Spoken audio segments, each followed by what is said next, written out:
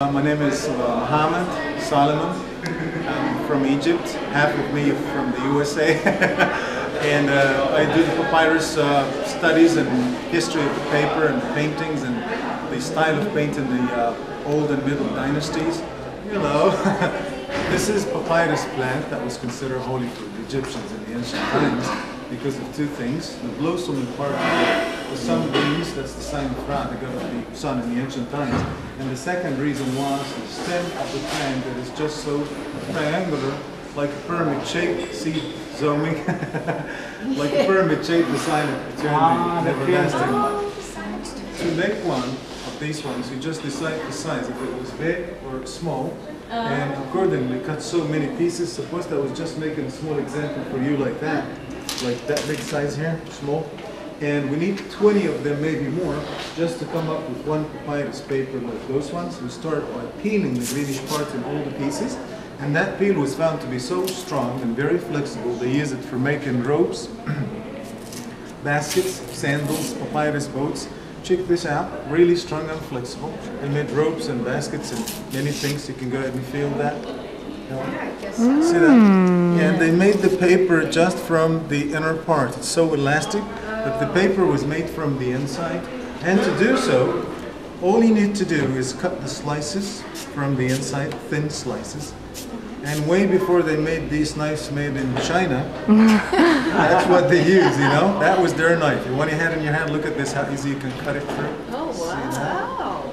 They were so good at doing this. And because it breaks, it's quite fluffy and spongy, it breaks. To make it so strong and flexible, they just pound the slices using rocks, stones. Then just squeeze the moisture out, bring the fibers closer. And when you're done, it would really be ready. Flexible, strong, and easy to weave like this. Then we keep it in water. You'll see why we need it to be more flexible. Plain water, no chemicals, no additions, nothing, for 2-3 days to obtain the light papyrus color, to maintain this color, to get it brown. All you need to do is leave it longer, like 10 days or 15. The longer you keep it in the water, the darker it becomes. Afterwards, in the ancient times, they use cotton pieces or linen carpets, but we use this nowadays to make it easier. We just weave the slices into this horizontal and vertical line, so simply. See that? There you go. And eventually, that would become such a beautiful, complete square papyrus paper, like the ones we can see behind us right here. And when it's all done, see, the corner can tell you what I'm talking about, the crisscross that you can see here. And when it's done, you can easily take it all underneath the press when it's really completed. You need to get rid of the water and keep it flat. And then, in the ancient times, they used big rocks and stones. Thank God they made this for me. And we leave it there, see that? The water is coming out. You see the water is coming out? A few times, then the water would basically be out, needs to dry. How long would it take you to dry one of these ones? 1 day. 1 week. Oh, 1 week. Or even more. In the summer, 5 days would be good enough. Then you leave it there to dry and stick together because of what? The sugar and starch inside. It works like a self-adhesive material. If you go and just squeeze one of those in your fingers, get it wet, and then just blow in your fingers to dry it somehow, and then start feeling it. It's sticky, isn't it? It's like flour paste. Yeah. There you go. This is even stronger to stick them together. So after the 1 week there, or whatever days necessary to make it dry, you just get a nice, beautiful papyrus plain paper. Let me get an example for you. 1 second. Doing it. Yeah. Papyrus floats. That's why they make boats and rafts. Moses' mother put her son in a basket that was made from this. Moses and the bulrushes. And Tur Heidel in Norway made the big cantike, round 1 and 2. It's all from this. It's papyrus. There it is. We don't have time for this one, so like the cooking lessons, here's one made earlier. Right. See how strong that is? Very flexible. It might be the oldest paper in the world, but still the strongest, you know. Egyptians predated China by like 2-3 centuries in making paper, and they monopolized papyrus making for like 500 years, and it's still the strongest and so friendly. You can paint on papyrus with just about any color. Pen, pencil, gouache color, oil, pastel. See how easy you can do that? It's very beautiful. See, for example, right here, see? You can just paint easy on papyrus. But not any colors though. Professional artists handle papyrus nicely with non-chemical products. They are all extracted from plants, vegetables, flowers, and a stone pattern that they make sure it's good looking and also everlasting.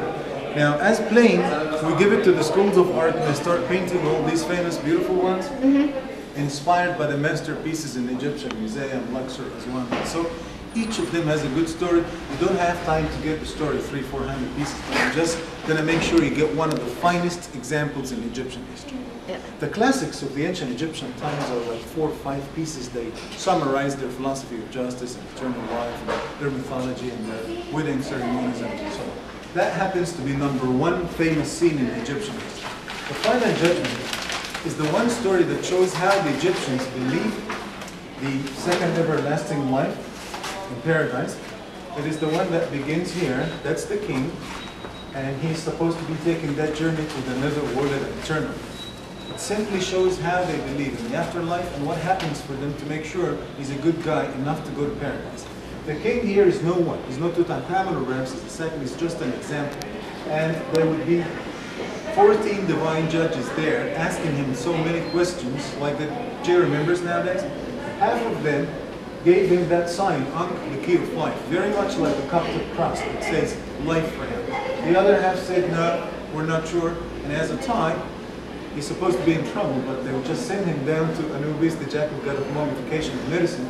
His job now is to wear the heart of this king against the feather of truth taken from Ma'at, the goddess of justice. The feather of truth. The feather of truth. Ma'at means justice, and she's overruling this. If the heart is light, that means it's good, you should go to paradise.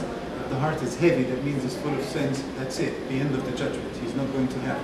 The statement here said that the heart is lighter than the feather. We make good deeds and bad deeds, and they believe your heart keeps the good deeds and the bad deeds, love and hatred. So it's better to have a light heart than a heavy. If they're even, he still makes it. If it's lighter, that means we're not sure. And the statement here says he's good. That statement was written by Thot. Thot is named Jehuti, T-H-U-T is the English word for Thot. He's the god of knowledge, writing and wisdom. He will pass the king to Horus, the falcon god of sky and horizon, and Horus will just show him the way into heaven, where he meets Osiris, the god of paradise and the king of gods, Isis, the goddess of love and beauty, his wife, and her sister, Nephthys, the goddess of magic and protection. What I told you is just so brief. The story is all over here. That may take 3 or 4 weeks in details. I just made it brief to say here is named Amot. He's the god of punishment. He takes the shape of a legendary animal that would take the heart of the bad people that's heavier than the feather of justice. And when they do the mummification, they take all the organs off and keep it in the canopic jars for the resurrection and the afterlife.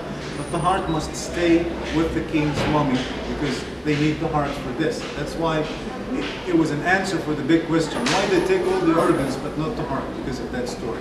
And we know why they believe that the heart is the right inside. And then the 4 jars. And those are the canopic jars that we talked about, where when they make the mummy, they kept the lungs, the stomach, the intestines, and the kidneys in there, the liver, sorry. And the canopic jars are taking the shapes of Horus' sons, the god of sky protection, where after he passes to heaven, they give him back his organs and he becomes holy. And so that guy eats the bad souls? Yeah, he takes the bad hearts, and the canopic jars keep that.